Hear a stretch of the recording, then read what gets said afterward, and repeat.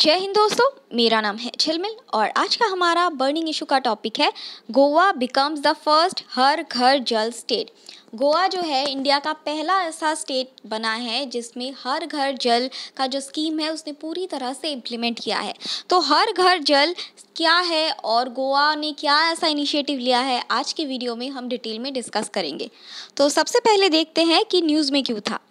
ये न्यूज़ में इसीलिए था क्योंकि recently Goa has become the first Har Ghar Jal state in the country as it successfully provided 100% functional household tap connection in the rural areas covering 2.30 lakh rural house hold.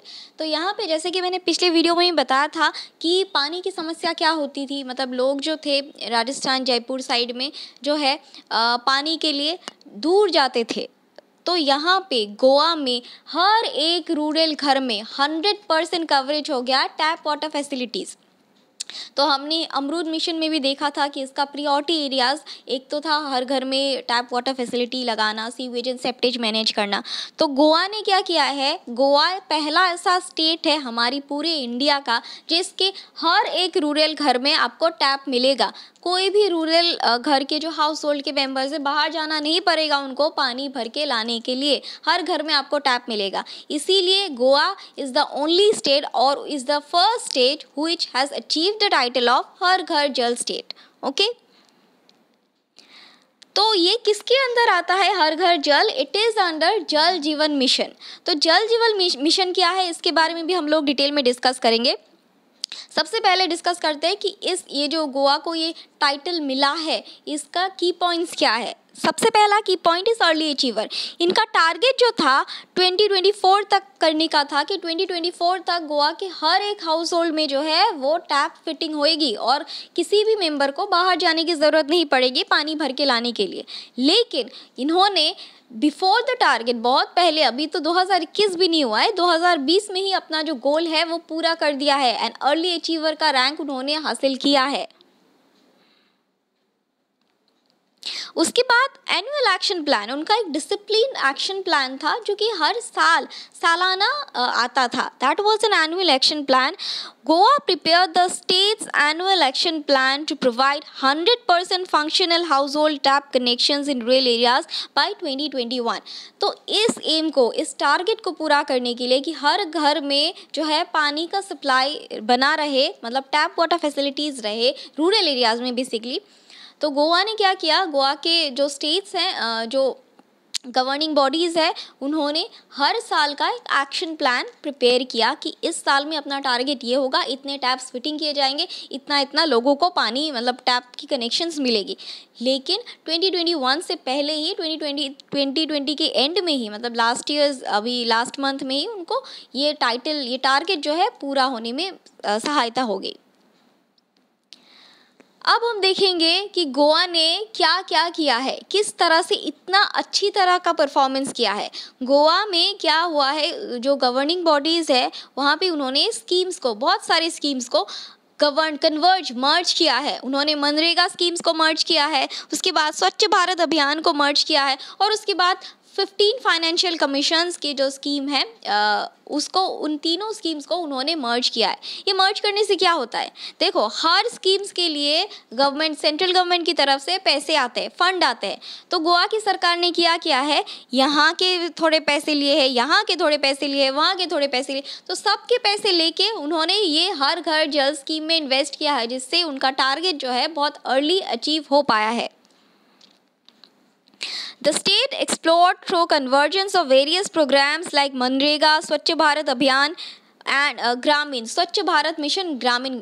जैसे कि आपको पता है कि स्वच्छ भारत अभियान जो मिशन है वो 2 स्तर पे होता है, एक तो अर्बन और दूसरा मिशन ग्रामीण। तो यहाँ पे स्वच्छ भारत मिशन यानी स्वच्छ भारत अभियान ग्रामीण को कन्वर्ज किया गया है। ये क्वेश्चन इंपॉर्टेंट है प्रीलिम्स के लिए, स्टेटमेंट बेस्ड क्वेश्चन आ सकता है कि गोवा ने हर घर जल अभियान के लिए कौन सी स्कीम्स को मर्ज किया था। फर्स्ट मनरेगा स्कीम को, उसके बाद स्वच्छ भारत मिशन ग्रामीण एंड तीसरा 15 फाइनेंस कमीशन को मर्ज किया था। जो रूरल एरियाज़ के लिए फंडिंग आए थे उन सबको मर्ज किया करके ये नया इनिशिएटिव जो है जल जीवन मिशन के अंदर उन्होंने चलाया और बहुत बखूबी से चलाया। उसके बाद उन्होंने क्या किया है कि बहुत सारे NABL क्रेडिटेड लेबोरेटरी फैसिलिटी जिसमें वाटर टेस्टिंग होगी। जैसे कि आपको पता है कि जो रिवर से वाटर आती है वो बहुत इम्प्योर आती है, उसमें बहुत सारे मिनरल्स डिसॉल्व होती है जो कि अगर हम लोग खाए तो टॉक्सिसिटी हो सकती है। तो इसीलिए लेबोरेटरीज़ में वो वाटर जो है वो प्योरीफाई मतलब टेस्ट किया जाता है कि वाटर पीने लायक है या नहीं, और उसके बाद अगर वो पीने लायक नहीं है तो उसमें जो हार्मफुल टॉक्सिन्स है उसको रिमूव किया जाता है। तो इस संदर्भ में जो स्टेट है, गोवा का स्टेट है, उन्होंने 14 NABL अक्रीडिएटेड वाटर टेस्टिंग फैसिलिटीज़ जो है वो इम्प्लीमेंट किया है, जिससे वाटर की क्वालिटी बहुत हद तक इम्प्रूव की जा सके। ठीक है, NABL जो है वो हर उसके लिए अगर आपको ब्लड टेस्ट वगैरह करना है तो अगर आप लैब में जाते हो तो आपको साइन बोर्ड में दिखता है कि NABL अक्रीडिएटेड लेबोरेटरी। ठीक उसी तरह से क्वालिटी कंट्रोल के रिलेटेड होता है NABL। वाटर को भी अगर आप टेस्ट करोगे तो वहाँ पे जाके उसका NABL सर्टिफिकेशन मिलना ज़रूरी होता है उस लेबोरेटरी को, अदरवाइज़ वो रिकॉग्नाइज नहीं किया जाता है। Now let's see what is जल जीवन मिशन।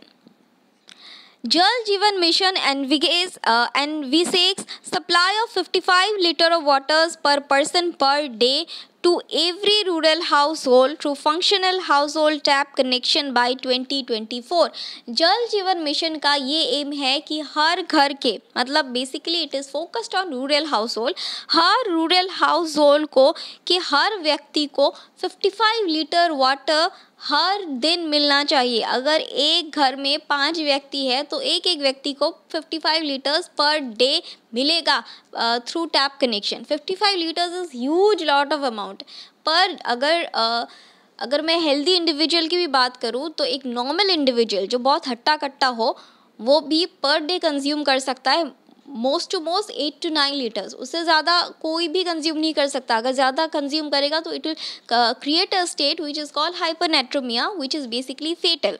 तो उसका सोडियम लेवल बहुत ज़्यादा गिर जाएगा, मतलब हाइपरनेट ब्लड प्रेशर गिर जाएगा और it will eventually lead to fatality. तो बहुत ज़्यादा पानी, इतना पानी कोई कंज्यूम नहीं कर सकता, और इससे डबल ट्रिपल पानी जो है हर एक व्यक्ति को गवर्नमेंट प्रोवाइड करिए, दैट इज़ 55 लीटर्स पर पर्सन पर हाउस होल्ड पर डे। ये नंबर जो है वो याद रखिएगा जल जीवन मिशन के अंतर्गत by the year 2024। JJM focuses on integrated demand and supply side management of water at the lower level। यहाँ पे सप्लाई और डिमांड साइड जो है किस तरह से कौन से हाउस होल्ड को पानी मिलना चाहिए और कहाँ से वो पानी आएगा, इस चीज़ पे भी फोकस करता है। Creation of local infrastructure for source sustainability measures as mandatory elements like rainwater harvesting, groundwater recharge, and management of household wastewater for reuse could be undertaken in convergence with other government programs schemes। यहाँ पे ये जो rural घर को पानी मिल रहा है, ये पानी कहाँ से मिलेगा, और भी जो कन्वेंशनल ट्रेडिशनल वेज आ रही है, जो रिवर बेस्ड पानी है वहाँ से तो मिलेगा ही, लेकिन जो लोकल बॉडीज़ हैं, जो लोकल रूरल एरियाज़ के जो लोकल बॉडीज़ हैं, they will take initiative in rain water harvesting and certain kind of alternative mechanisms like rain water harvesting. जो वेस्ट वाटर आ रहे हैं उसको रीयूज़ या रीजनरेट किस तरह से करना, इस तरह के ऑल्टरनेटिव मैकेनिज्म्स भी यूज़ किए जाएंगे, जिससे वाटर कंजर्वेशन किया जाएगा और वही वाटर को रूरल हाउस होल्ड को टैपिंग सिस्टम के ज़रिए दिया जाएगा। This is the basics of Jal Jeevan Mission. Now we are going to study what is Jan Andolan and Jal Andolan for water. The mission is based on a community approach to water and include extensive information, education and communication as a key component of the mission। ये basically जन आंदोलन मतलब लोगों में awareness spread करना। जैसे कि आप लोग देखते हो टीवी पे ऐड आता है कि लाइट ज़्यादा अगर आप यूज़ नहीं कर रहे हो तो लाइट जला के मत रखो, बिजली की बचत करो। ठीक उसी तरह से वाटर को किस तरह से कंज्यूम किया जा सकता है, कंजर्व किया जा सकता है, जहाँ ज़रूरत ना हो वहाँ वाटर वेस्टेज नहीं किया जा सकता है। इस तरह का एक अवेयरनेस कैंपेन है दैट इज़ कॉल्ड एज जन जीवन आंदोलन। JJM looks to create a Jan Andolan for water, thereby making it everyone's priority। तो यहाँ पे वाटर जो है हर किसी का हक होता है, रिगार्डलेस ऑफ द फैक्ट कि इधर वो रिच हो या पोर हो। अच्छा और पोटेबल वाटर यानी पीने लायक पानी जो है वो हर किसी का हक है, और इसीलिए सबको इक्वल डिस्ट्रीब्यूशन ऑफ वाटर मिले, इसके तहत हमको वाटर कंजर्वेशन करना चाहिए। That is the basics of जन जीवन आंदोलन JJM।